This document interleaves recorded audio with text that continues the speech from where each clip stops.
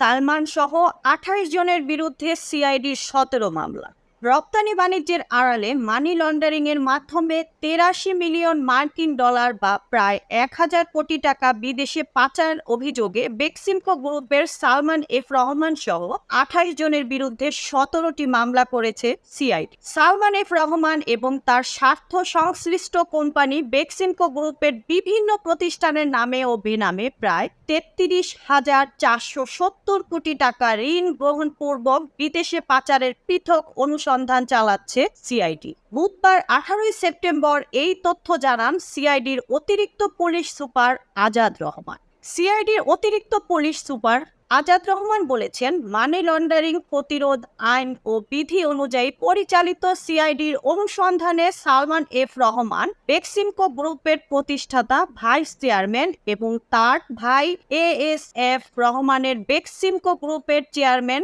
স্বার্থ সংশ্লিষ্ট বেক্সিমকো গ্রুপের মালিকানাধীন ১৭টি প্রতিষ্ঠানের মাধ্যমে ২০২১ সাল থেকে ২০২৪ পর্যন্ত বিভিন্ন সময়ে জনতা ব্যাংক পিএলসি লোকাল অফিস শাখা মতিঝিলের দিলকুশা থেকে ৯৩টি এলসি সেলস কন্ট্রাক্ট বিক্রয় চুক্তি নেয়। এর বিপরীতে পণ্য রপ্তানি করে নির্ধারিত সময় পার হওয়ার পরেও রপ্তানি মূল্য প্রায় ৮৩ মিলিয়ন মার্কিন ডলার বাংলাদেশি মুদ্রা প্রায় ১,০০০ কোটি টাকা বাংলাদেশে না এনে বিদেশে পাচারের প্রাথমিক সত্যতা পাওয়া গেছে। অন্যদিকে অনুসন্ধানে পাওয়া রেকর্ডপত্র পর্যালোচনায় দেখা যায় যে Adventure Garments Limited ২, Apollo Apparels Limited, Autumn Loop Apparels Limited, Bextex Garments Limited, Cosmopolitan Apparels Limited, Cozy Apparels Limited, Aces Fashion Limited, International Knitwear and Apparels Limited, Kajpur Apparels Limited, Midwest Garments Limited, Peerless Garments Limited, Pink Maker Garments Limited, Platinum Garments Limited, Skynet Apparels Limited, Spring Full Apparels Limited, Urban Fashions Limited ও winter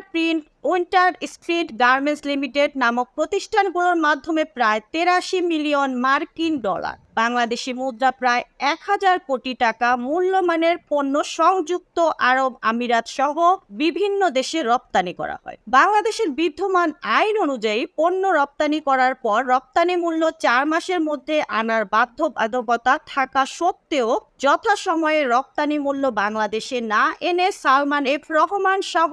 Beximco গ্রুপের অন্যান্য স্বার্থ সংশ্লিষ্ট ব্যক্তিদের ওই অর্থ বিদেশে পাচার করার অভিযোগ প্রাথমিকভাবে প্রমাণিত হয়েছে। বিদেশে রপ্তানি হওয়া পণ্যগুলোর মধ্যে বেশিরভাগ পণ্যই বেক্সিমকো গ্রুপের মালিক সালমান এফ রহমানের ছেলে আহমেদ শায়ান ফজলুর রহমান এবং এএসএফ রহমান এর পুত্র আহমেদ শাহরিয়ার রহমান দ্বয়ের যৌথ মালিকানাধীন আর গ্লোবাল ট্রেডিং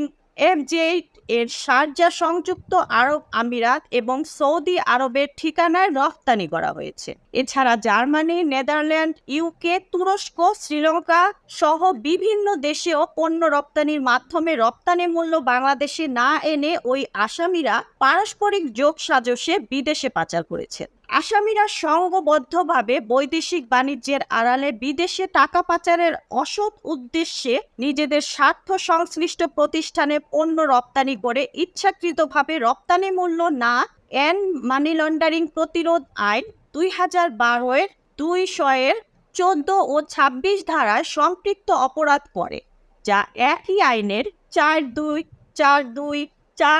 ধারা অনুযায়ী দণ্ডনীয় অপরাধ। বেক্সিমকো গ্রুপের কর্ণধার সালমান এফ রহমান এবং তার সহযোগীরা তাদের ব্যক্তিগত প্রভাব খাটিয়ে সংঘবদ্ধ অপরাধী চক্রের সহযোগিতায় বিদেশে অর্থ পাচার করেছে মর্মে অনুসন্ধানে প্রতীয়মান হওয়ায় ফাইন্যান্সিয়াল ক্রাইম হিসেবে সিআইডি মতিঝিল থানায় ১৭টি মামলা করেছে। এছাড়া সালমান এফ রহমান এবং তার স্বার্থ সংশ্লিষ্ট কোম্পানি বেক্সিমকো গ্রুপের বিভিন্ন প্রতিষ্ঠানের নামে ও বেনামে প্রায় ৩৩,৪৭০ কোটি টাকা ঋণ গ্রহণপূর্বক বিদেশে পাচার এবং অন্যান্য আর্থিক অনিয়মের অভিযোগে পৃথক অনুসন্ধান কার্যক্রম পরিচালনা করেছে সিআইডির financial crime unit. Mukta Parvez, desk report, BE news, Dhaka.